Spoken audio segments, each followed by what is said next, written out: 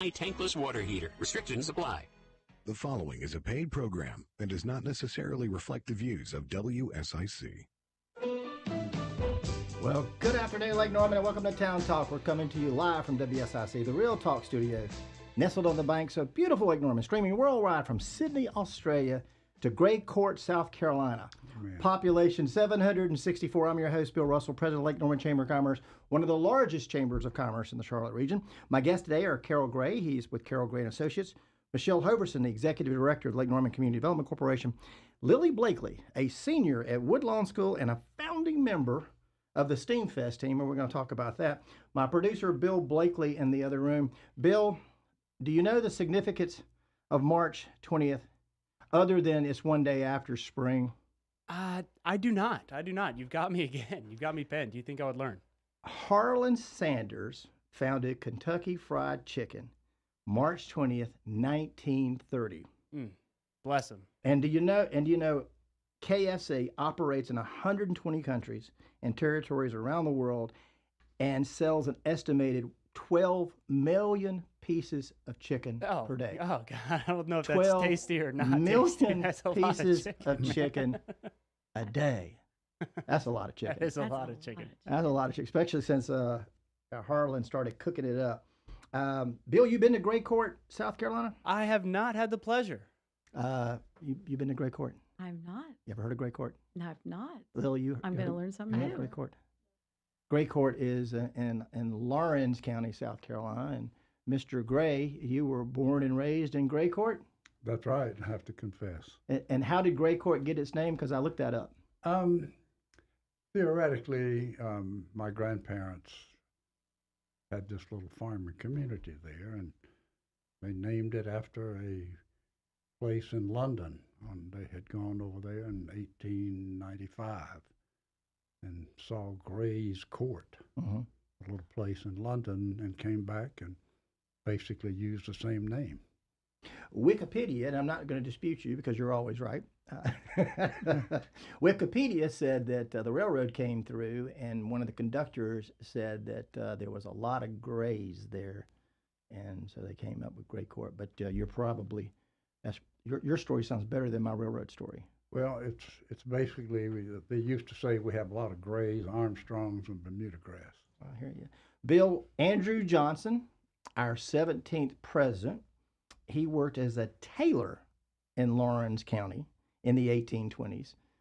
Do you know the significance of Andrew Johnson? You've taken American history, Lily? A little bit, yeah. Okay. Who was Andrew Johnson? No idea. A president. 17th president, Carroll? He was former president of the United States. Yep. He came in right after Lincoln was assassinated, so Johnson took over. He was from Tennessee. And he was not real kind on the South. Even though he was from Tennessee, he was upset that the South has seceded. So he kind of led the whole, it was very tough on the South during his tenure. But also he was the very first president to be impeached. That's right. He was impeached, and it came down to one vote. And a senator was very ill, got out of his bed, went and voted to keep him from being he was acquitted because of that one vote. So anyway, that's your history lesson today, Bill. I'm with it. I mean, I learned something every day. I want to start with you, Michelle. Some things I didn't know about you. You were an associate pastor at Grace Covenant Church for, I think, 17 years. 17 years. So you were there when Grace Covenant was on 115 in the smaller campus. Is that Right after a year, I came on staff there a year after they built the new location on 21. You have seen, though, Grace Covenant Church was a much smaller church in 1996 when I got here. It was in the old Habitat. Well, it became the Habitat building, which now is no longer there. Yep, tore that down, and now we have a veterinarian. Mm-hmm. But you've seen how the ministry at Grace Covenant has continued to grow. I mean, I've gone over there several times, and it is a huge church with a lot of activities going on. It sure is. It sure is. Probably three building projects. Mm-hmm. So it has up through high school now. So during the weeks, and it's used every day of the week, which is what the church is meant to do. You know, last year, Farrell Lemmings was the Lake Mhm. Norman Chambers Duke Energy Citizenship and Service Award Yes, winner. I was there. And Farrell, you know, I've had the opportunity to work with him on a number of leadership programs and I've Mhm. listened to him. He's listened to me, but he is an inspiring, motivational guy. And Yes. I wondered how we were going to be able to replace somebody like Farrell. Yes, it's been a big change for a lot of people, but it's interesting. The gentleman that is the current lead pastor there is the nephew of the gentleman who was the pastor when it was on 115. So there's a deep connection, some real DNA connection to the church. How did you know when you were called? How did you know when it was that moment that you said, I'm going to go into the ministry? Oh, wow. I didn't know you were going to be tapping back that far because actually I have been in ministry almost 27 years probably. I was actually working for a law firm in DC at the time and in a communications role. It was a large international law firm. And I was in prayer in my home office one day and just felt the words kind of go through me. I don't know how else you say it, but had a thought that was not mine, that was an invitation to give myself to the church. And you just felt it. And I knew that both my grandfathers were pastors, so I was raised in that environment, but I just always thought I would be in the marketplace. So I wasn't surprised, but I was surprised by the when and the how. So that's how. Tell me about the Above and Beyond group that you were involved in. Oh, I started Above and Beyond was a missions foundation that we started while I was at Grace to help Grace Covenant people go to the mission field because Grace is a very missions-oriented church. And but we created a really unique model called Serve Local, Go Global. And it ended up becoming rather popular, so we created its own 501c3, and we would help people. They would write a serving plan, and we would pay for up to $400 of their mission trip if they served in the local community.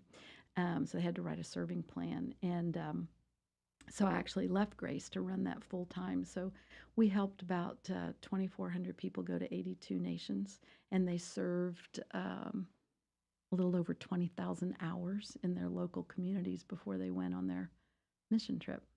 You know, if you're a past chamber exec like Carroll Gray and myself, there's moments that you talk to yourself a lot. But in 2020, you wrote a book called Mentoring Moments with Myself, a collection of letters to your former self about faith, love, leadership. I didn't know you were an author as well. Oh. Tell me about that book. Well, yeah, you can't write a book like that until you're old because you're writing to your younger self. But I just wanted to take a lot of lessons that I had learned and deposit in younger women. I had a lot of women asking me, oh, would you be my mentor? Would you be my coach? And I couldn't have coffee with everybody. So I just decided I'm going to write a book and do a lot of letters to my younger self on things that I would have done differently, lessons that I learned. And I did, and it came out the week of the lockdown of COVID. Wow. So we had to market it a little differently. You know, when we get back, we're going to talk about affordable housing, but it'd be very good if you and I could talk to our former self and what we should have done differently, Carroll. Stay with us on Town Talk. We'll be right back after some words for our sponsors.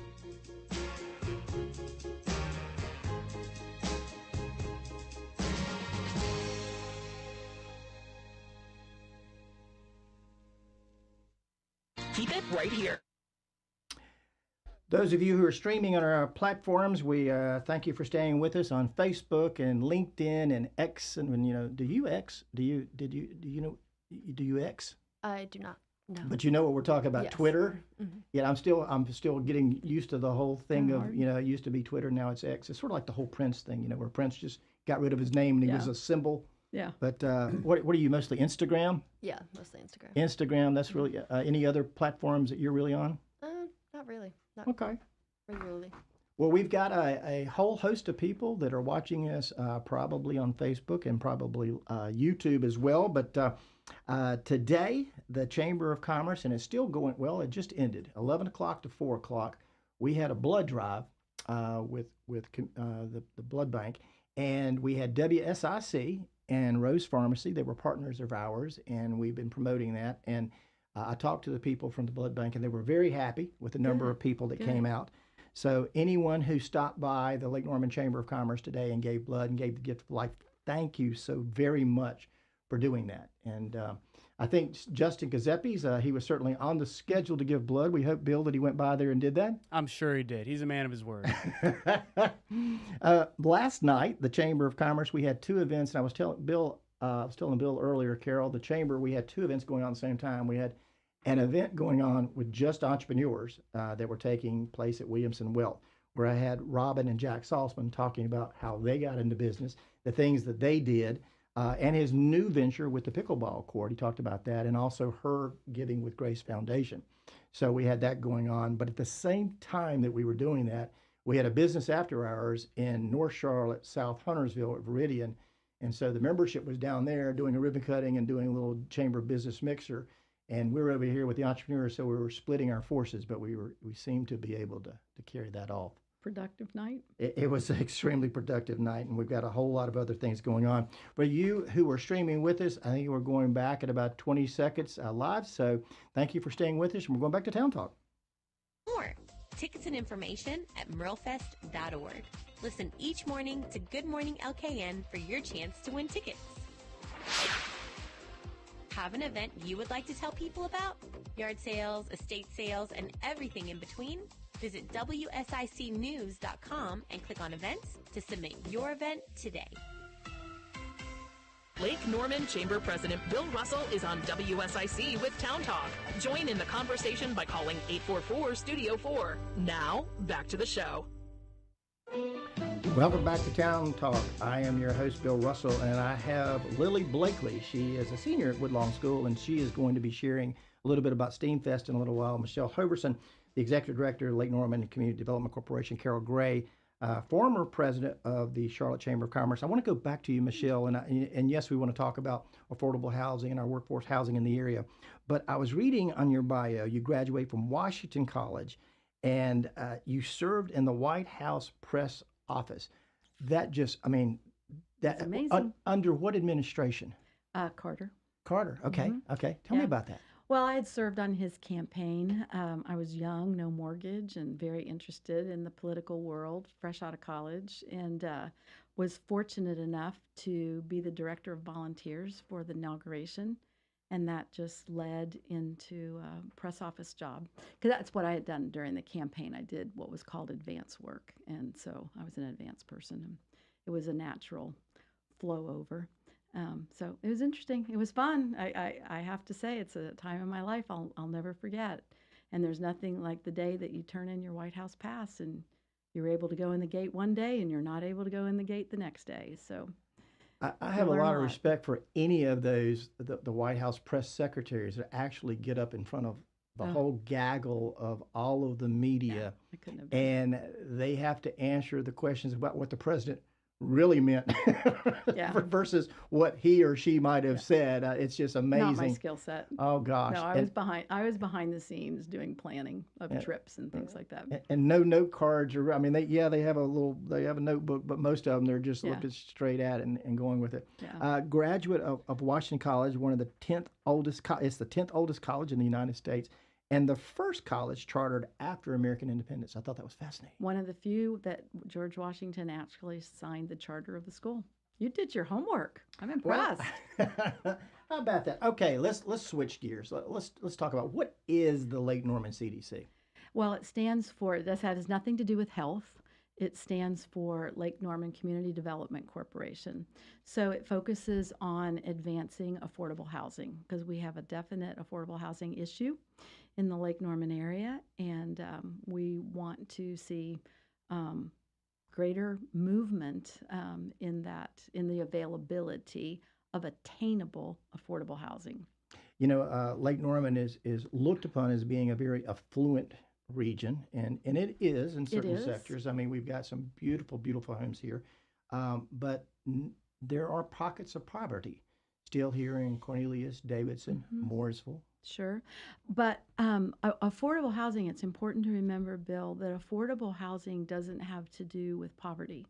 Affordable housing means that a person is able to afford their rent or they're able to afford a home. 30% of your income is what should go to housing.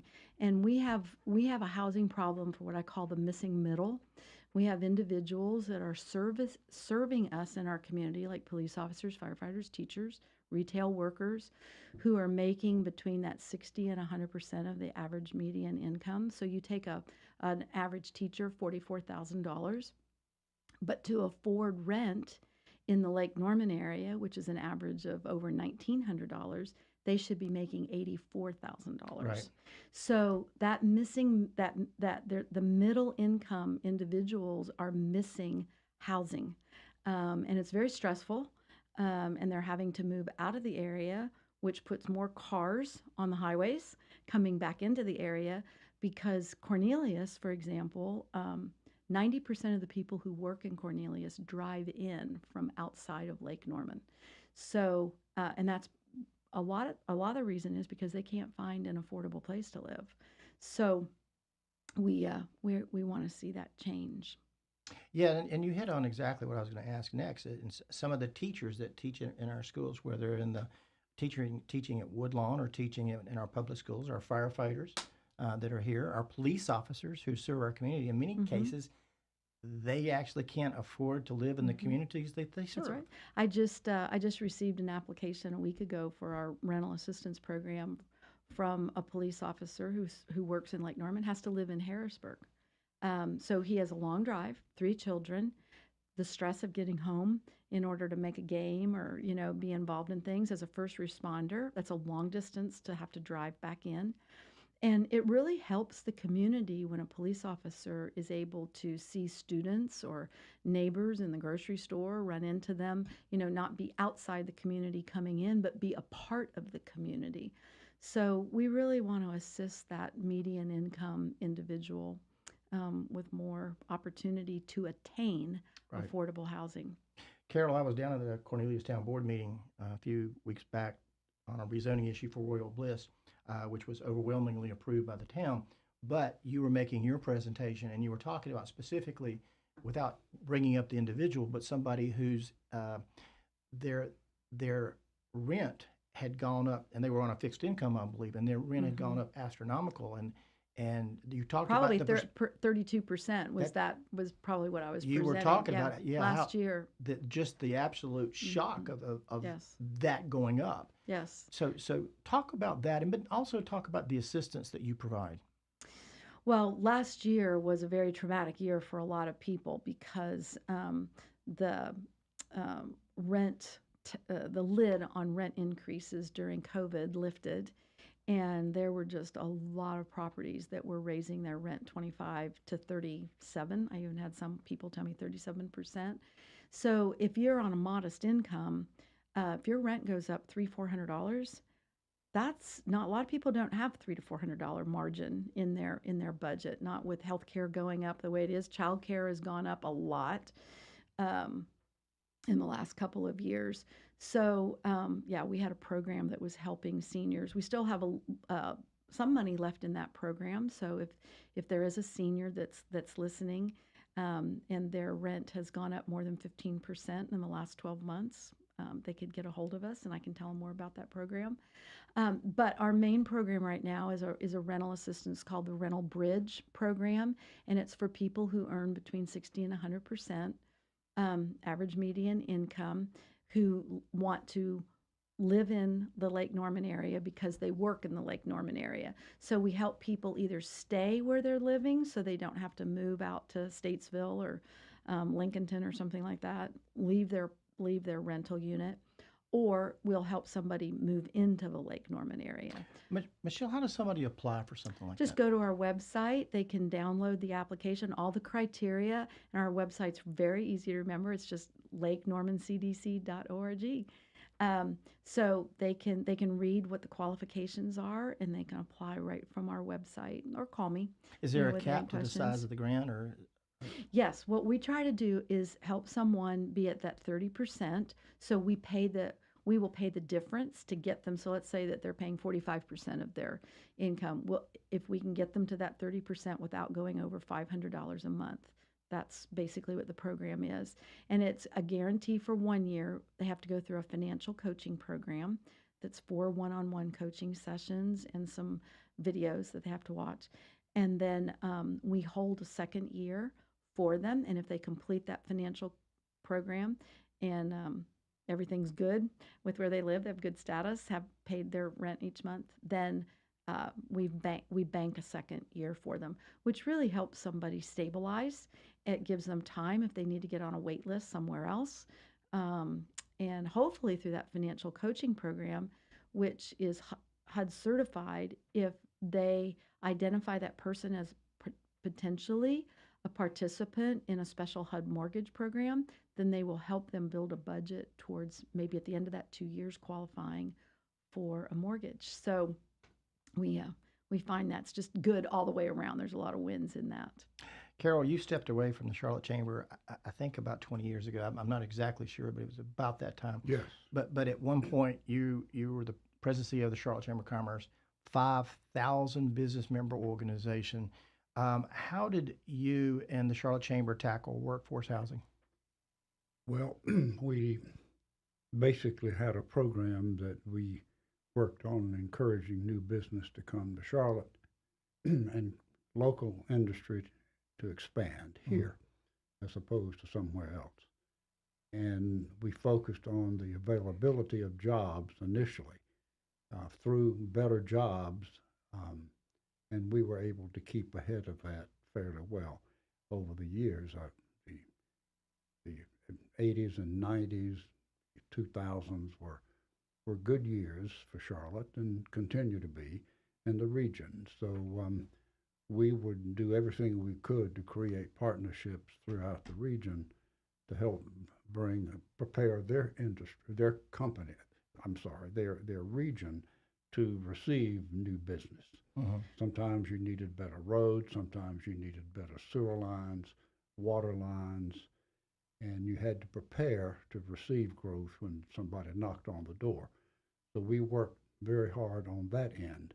In terms of promoting for actual participants in housing that could be subsidized housing by business, we didn't work hard in that area, but the towns, Charlotte and Mecklenburg County, and the municipalities had programs that they would encourage developers to construct, and we would be supportive in any way we could in that regard.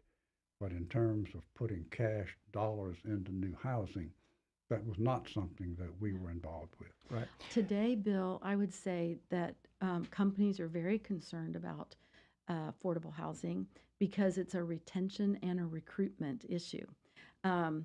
People want to, for instance, you're building a new hospital in an area, you want to make sure that you can get employees to transfer to live near that new location, and that you can retain employees who start to work there. So it's become, I think it's a heightened issue within corporations to pay attention to what housing costs are and how broad the inventory is for affordable housing so that they can retain and recruit employees. Michelle, when we, a couple of weeks ago, we had Commissioner Brandon from the town of Davidson in here talking about an issue, which is gentrification. We're going to talk about that when we get back.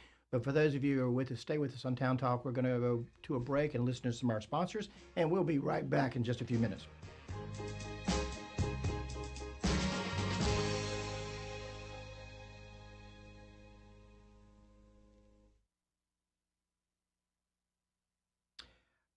Thank you for those of you who are streaming with us. I talked a little bit a while ago on the last break about some of the programs that the Chamber of Commerce was doing earlier today.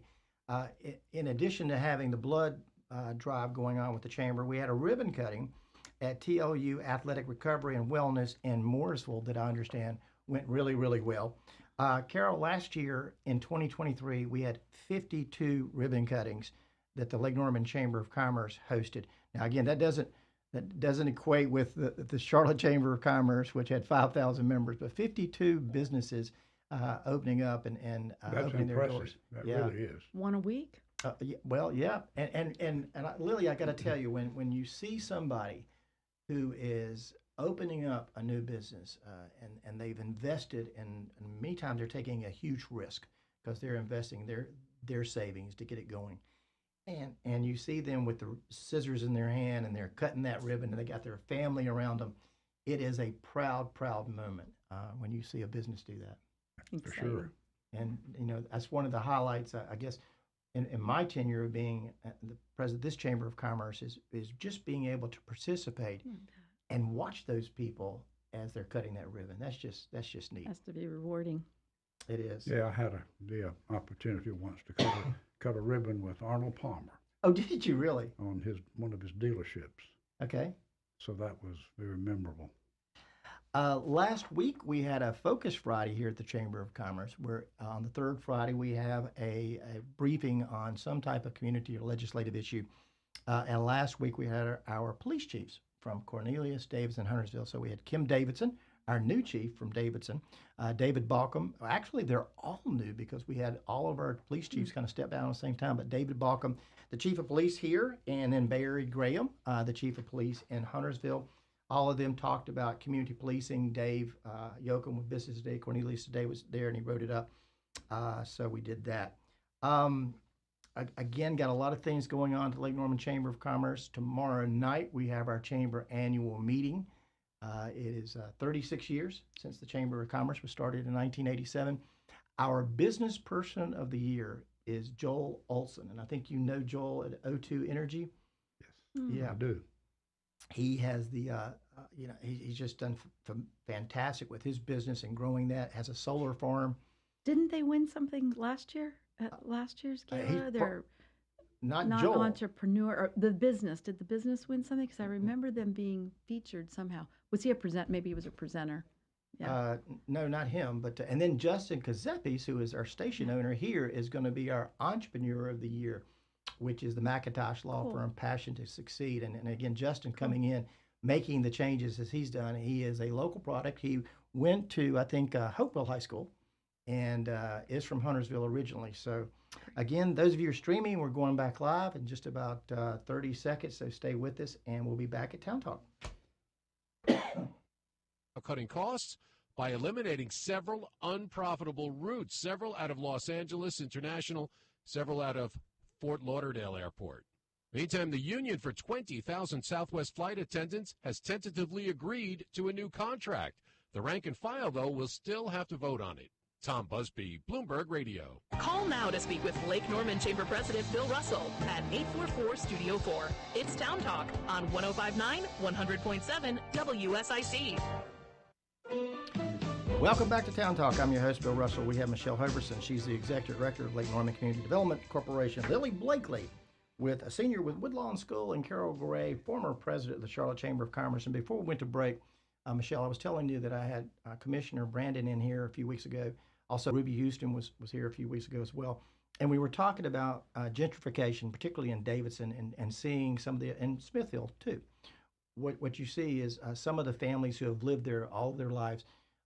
You get development encroaching upon those neighborhoods, and the costs go up, the taxes go up, and some of those families can't continue to be able to live in the homes that they've been in all of their lives, and so that is a huge problem that we have, particularly in Smithfield and Davidson, West Davidson. Yeah, all around really the Lake Norman area. It's one of the reasons why the Lake Norman CDC, we've started what we call the Home Preservation Fund.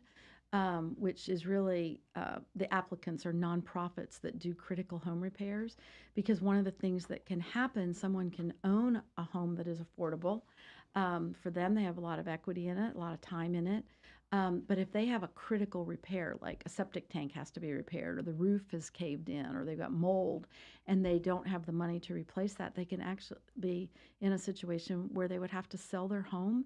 And then when they sell their home, it's purchased by an investor, typically, remodels it, reframes it, and now it's no longer affordable to that missing middle individual. So the person who did own it is having to move out of the area and it's not available to someone in that 60 to 100% AMI area that we were talking about. Sure. So we've created this home preservation fund that nonprofits can apply to in order to do the critical home repair. We're probably like a layer of financing. They would, because mold remediation is so expensive, or a new roof is so expensive. We would just be one funder of a couple of funders. But that home preservation is a very important part of the affordable housing continuum. Now, you work for a board of directors as well, correct? Yes. Okay. Is your chair usually a 1-year tenure, or do they go over multiple years? Our chair is a multiple year. I think it's 2 years, and George Searle is our board chair right now, and we have a great board that has what do they call it? Not scattered, staggered terms. Yeah, I was lost for the word. So we're still building our board. We have 9 board members right now, but we'd like to go to 11. Carroll Gray and I, we work for a board of directors too, and I'm sure yours was staggered as well as mine, but you get a new chairman of the board every year, a new chairman. Yeah, that's tough. So, and you don't work for one person, you work for the whole board, but by and large, that board member, that board chair is your sort of boss. And each one comes with their own personality. Sure. Each one has a different level of management. And so every year getting a new boss is a little bit challenging, isn't it, Carroll? It can be. You have to be an artful dodger. One last question. We have a great board, though. Our board is a working board. They really put their hands to the effort. We have several retired people, and they're passionate about affordable housing. So I'm fortunate that they're a working board. I guess I have 2 last questions. One, how could the business community help you in solving some of the challenges that you have when it comes to workforce housing? Great question. Number one, we have a wonderful flyer, poster, 11 by 17 poster on the rental assistance program. It has a QR code on it. All somebody has to do is click on that QR code. They go right to our website to the application. And we are looking for businesses to put those up in like employee lounges or break rooms or things like that, because we need to get the word out to the end user. And any business that would be willing to share the information with their employees, we would be thrilled for that. Happy to do a lunch and learn. I just was at the Huntersville Police Department Tuesday morning at 5:30, where they were having a shift change. The night people were coming in, the morning people were coming in. So we were able to share with about 30 plus police officers the program. And that's the sort of thing, if a business can do that for us, provide an opportunity for us to share with their employees the program, that is wonderful. Carroll, I came to this Chamber of Commerce in 1996, and I got to tell you, that's when I met Carroll Gray. And I have to tell you, and I think I've told you this before, I was very intimidated with Carroll Gray. The presidency of the Charlotte Chamber of Commerce with 5,000 members, and we didn't even have 500 at the time. And over the course of that time, you, Tom Ramser, Tom Davolt, Danny Hearn, you guys became mentors of mine. And I said, if I could take a little bit of this, a little bit of that one, and kind of put that together. But, one of the things that you impressed very early on was working together. Working together works. That's what you've said. And one of the things that you did that I remember from the onset was you brought all of our chambers of commerce from York County and Chester and Lancaster and all the way up to Statesville and Cabarrus and Lake Norman. And you brought us together on the Regional Roads Committee because you said, look, Charlotte can't tackle this on our own. And everybody has issues. So let's all work together on these regional roads issues. And let's go to Raleigh together on that. Talk about the RRC, because you had Alan Tate as the chair of that. Alan Tate was the very prominent name in Charlotte back a generation ago. And Alan he came to Charlotte from South Carolina, and by himself started a real estate firm and grew it into the largest firm in the Charlotte region at one time, maybe still be largest, I don't know. But Alan was committed to giving back to the community, and he understood the connection between roads and highways and facilitating growth. And Allen made his money and his firm made their money off of selling houses. And you didn't sell any houses till you had growth. So Allen was wedded to that from the very beginning. And he was very active in the roads area. When I first came to Charlotte, Allen and his wife hosted my wife and me for a dinner, and he talked consistently, constantly about roads. So that was the vibration from Allen Tate, was roads and roads and roads. He had a lot of friends in that capacity. John Crosland was a major roads advocate as well. John was a name, again, a generation ago that was very prominent, not only in real estate, but he was involved in multifamily and single-family development and land development and the whole picture. John was active at state level as well. And Allen felt that we needed a stronger grouping for political reasons, to convince local elected officials as well as state elected officials and federal elected officials to see that as a higher priority in the funding. So it actually, money creates roads. Right. And state and federal money creates most of the roads, particularly the larger highways, interstate highways and state roads. And there's a process you have to go through in order to qualify for state and federal funding. Right. And there is a game involved, or a competition, if you will, involved. And we later, after I retired from the chamber, I was involved in helping organize the Lake Norman Transportation Commission. That's right. Which was a grouping of Huntersville, Cornelius, Davidson, and Mooresville together in a board that consolidated their agendas, political agendas. Yeah, and prior to that point, Michelle, Cornelius would go to Raleigh for their roads needs. Davidson would go with their roads need. They were basically, conflicting with each other. And one of the things that the LNTC did was say, okay, look, let's all come together and prioritize internally with the LNTC. And Carroll was the executive director for, 4 years? 4 years. Yeah. And we actually made some progress with some of the legislators who would say, hey, you impress us by coming up here working together. Therefore, we will give more priority to your request since you are organized and have agreed. And it's an amazing effect. And that worked quite well for us over that time. And the LNTC it's changed to some extent. Yeah. But we still have an opportunity to work together. These 4 towns have a great opportunity to do that again. Carroll, you were also on the board of the Kane Center for the Arts from its inception until recently, and we've only got 60 seconds. But in 60 seconds, what has the Kane Center meant for Cornelius and the region? The Kane Center is a first-class performance venue, and it's downtown Cornelius, but it is a regional asset.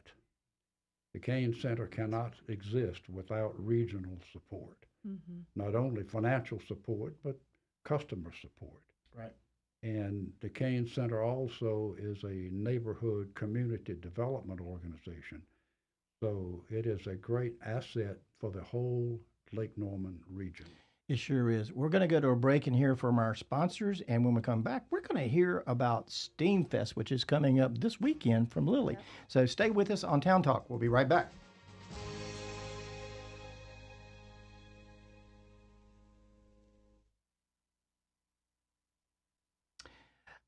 Those of you who are streaming with us, thank you for staying with us. And I've got a whole bunch of Chamber of Commerce things, but I don't want to talk about the Chamber of Commerce things because I want to hear from you. Okay, you spent, how long were you the president of the Greenville Chamber of Commerce? 8.5 years. And we're talking about Greenville, South Carolina, but 8.5 years. And then you were at the Charlotte Chamber for maybe 30 years? 22. 22 years, so 30 years at the helm.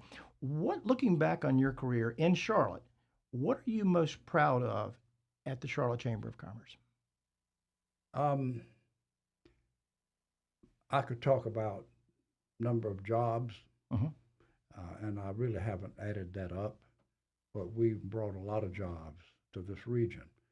For example, before there was a Carolinas Partnership, which was a different way of cooperating through the region, we would locate businesses throughout the region, and I'm just thinking of the Mooresville area.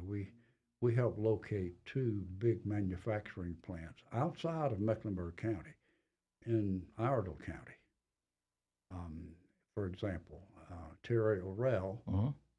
Terry was a committed regional developer and did a really good job, as you may remember Terry. Great guy.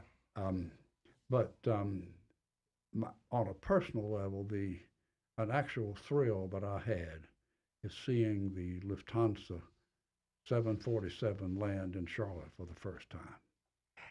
And you think about where the airport was when you first got here to Greenville and the international presence that it has today. It's amazing. This whole region, not just Charlotte, Mecklenburg County, North Carolina, South Carolina, but you have parts of Virginia, West Virginia, North South Carolina, North Georgia. Is an area of this country that is one unusually fortunate place to be. Absolutely. Well, when we get back live, we're going to go back over here to Lily. So those of you who are streaming with us, we're going back live on WSIC in about 10 seconds. Thanks for staying with us. And for your chance to win tickets. Have an event you would like to tell people about? Yard sales, estate sales, and everything in between? Visit WSICnews.com and click on events to submit your event today. Town Talk continues now. Here's your host, Lake Norman Chamber President Bill Russell on 105.9, 100.7 WSIC.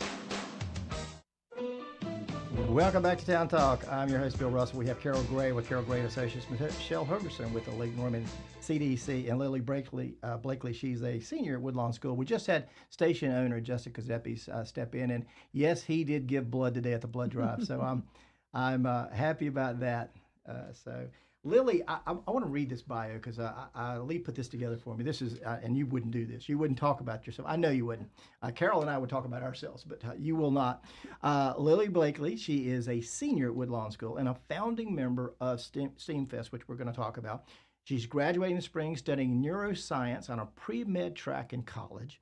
Lily is the first Woodlawn student to attend from kindergarten through 12th grade, which makes her 100% Woodlawn. In her final year of high school, she's taking 5 advanced placement courses, including biology, calculus, Spanish language, comparative government, English language, and 2 online courses in medical problem solving and neuropsychology.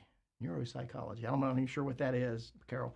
Lily was the co-captain of the varsity volleyball. In her spare time, she croquets. And Justin Giuseppe, she watches Marvel movies, is an avid Harry Potter fan. Lily, welcome to Town Talk. It's so good to have you. Great to be here. Now, you've sat here and you listened all about workforce housing and transportation. Your probably head's probably explode like, oh my gosh. What is STEAMfest for people who don't know?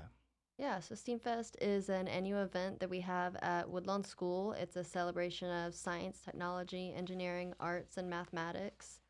So basically, anyone of all ages can come for free, and we have over 100 activities relating to STEAM, and you can come explore hands-on and food trucks, artisans. Yeah. Now, it starts, it's this coming Sunday? Yes. This coming Sunday. What are the hours? From 12 to 4. And if somebody wanted to go, they can go to wsteamfest.org. Yes. Is there a charge? There is no charge. Okay. And then last year, I think there was a shuttle that ran people from Pine Lake Prep and some other schools? Yes. We have satellite parking at Pine Lake Prep and a couple churches, I think, and Cottle Creek Elementary, I believe, also. But, yeah. And how long have we been doing STEAMfest? Well, it started as a science day as just a school event in like 2016. But in 2019, a new head came in and he said that he wants to bring it back and open it up to the public. So that was our first public event, and then we went virtual for 2021 due to COVID, and then now we're back open to the public in 2022, 2023, and this year.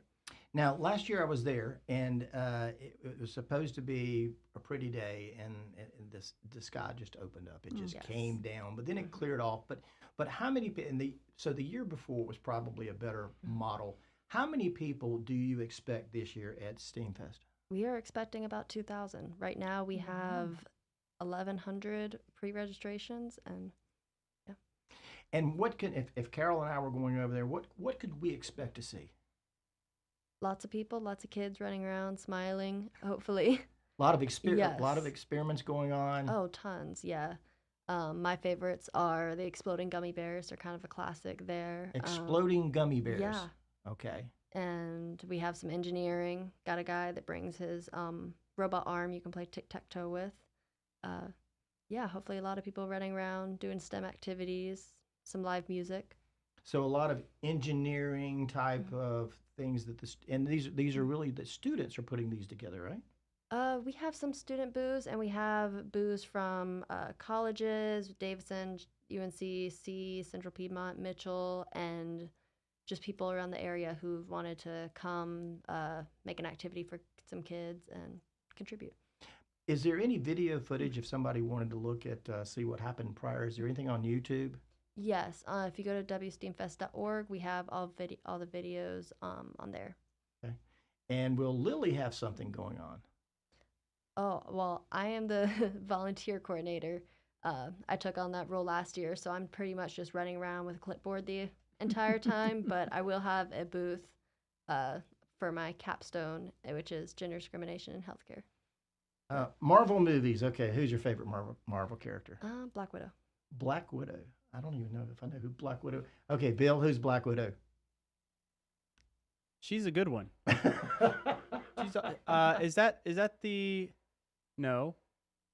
I'm thinking of who is in a Marvel movie. Do you know who the actress would be?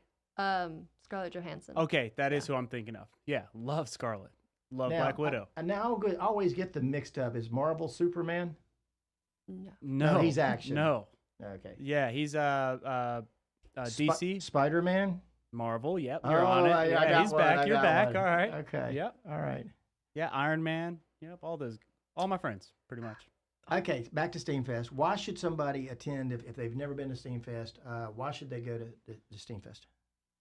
Well, I always say that STEAMfest is a great way to pursue your interests and learn more about anything in the science, math realm, even arts.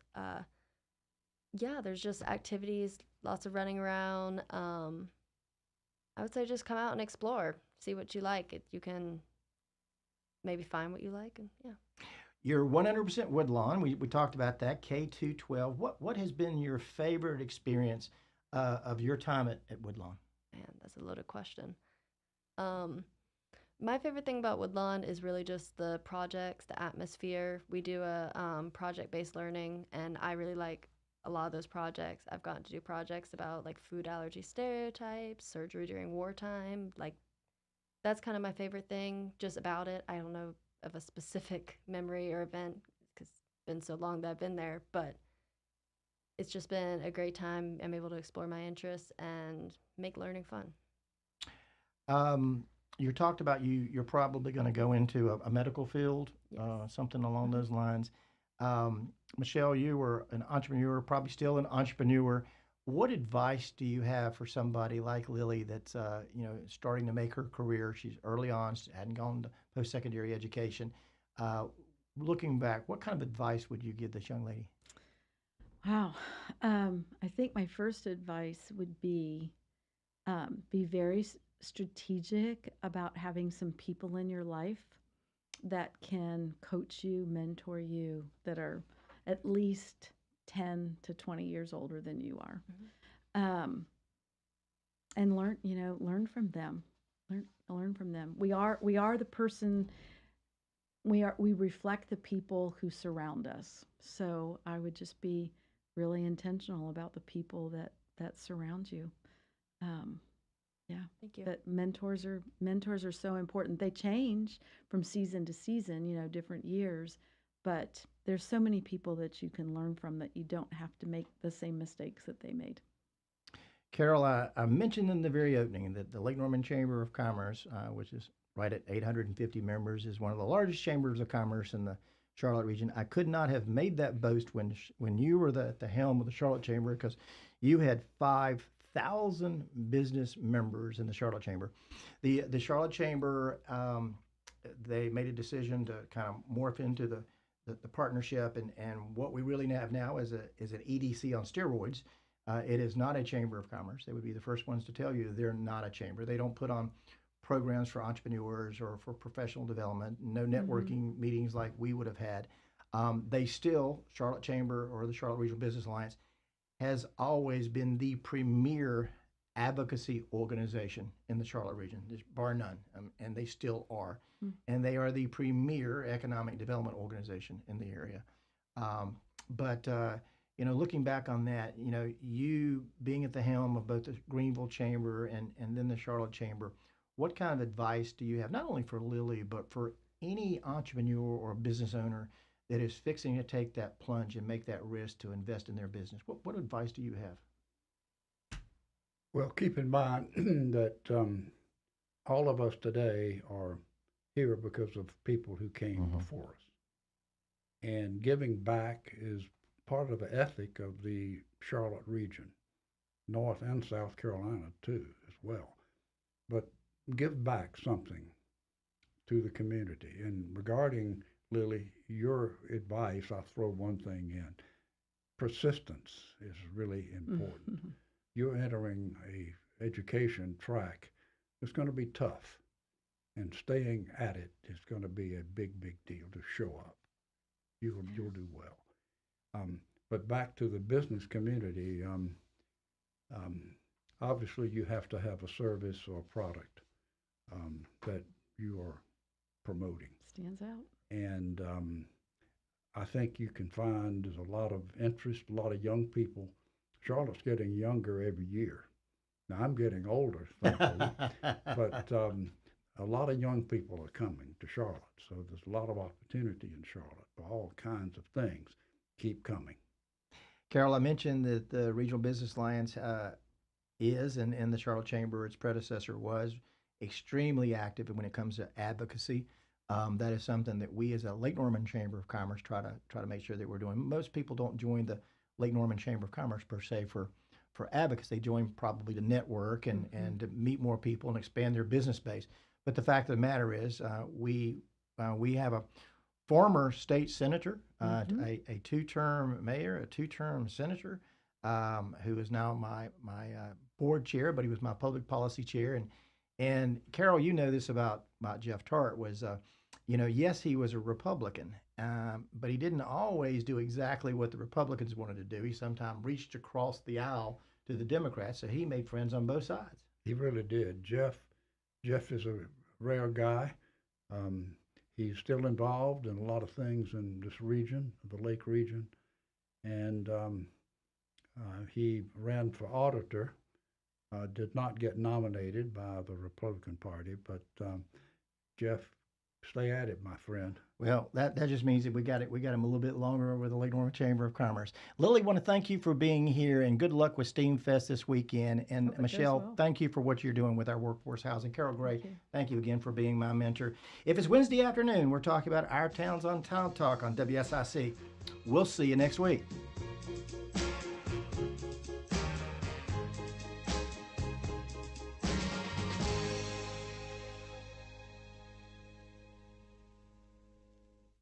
Serving you better than ever before. WSIC, Statesville, W290DK Mooresville, W264CU Statesville.